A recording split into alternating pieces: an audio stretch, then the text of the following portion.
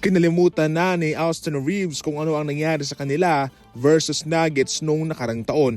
Ngunit inamin niya na tinalo sila ng Nuggets ngayon kung ano sila. Sinabi naman ni Coach JJ Redick na hindi naman daw sila minumulto ng kanilang nakaraan sa Nuggets. Hindi lang daw nila inilabas kung ano yung totoong sila. Kulang sila doon sa competitive spirit, mga idol. Ayon naman kay Lebron, araw-araw ka talagang susubukan kung ikaw ay nasa Western Conference. Totoo naman ang kanyang sinasabi dahil kung ikukumpara sa kabila, mas mabigat at mas malalakas ang Western Conference teams, mga idol. Mayroon sanang pagkakataon ang Lakers na matalo ang Nuggets kaso nag-choke sila sa huling mga minuto sa fourth quarter. Ngayon, 1 win sila laban sa Nuggets and 13 losses.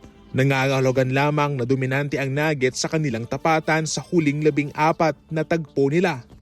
Samantala, nababalita ngayon na posibleng i-trade na lamang ng Golden State Warriors itong si DeAnthony Melton para magtuloy-tuloy na ang kanilang magandang performance sa ngayon.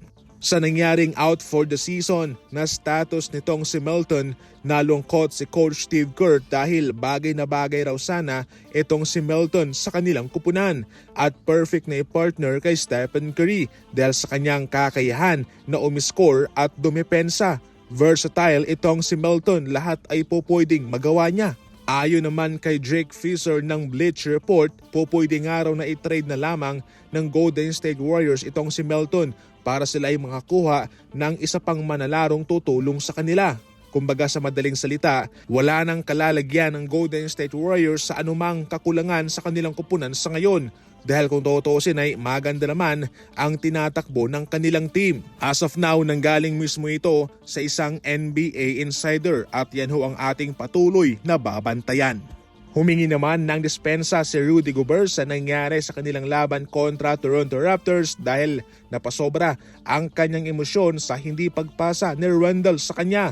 At yun ho'y nagresulta sa hindi rin magandang reaksyon ni Anthony Edwards kay Rudy Gobert. Nawala sa kanyang komposisyon si Rudy Gobert nang hindi siya pinasa ni Randle, kung saan sa play na iyon ay pupwede naman sanang maka-score siya dahil ma-outplayed niya ang nagbabantay sa kanya. Ayun ho'y nagresulta sa pagtawag ng referee ng 3 seconds violation kay Rudy Gobert at nagkaroon sila ng turnover.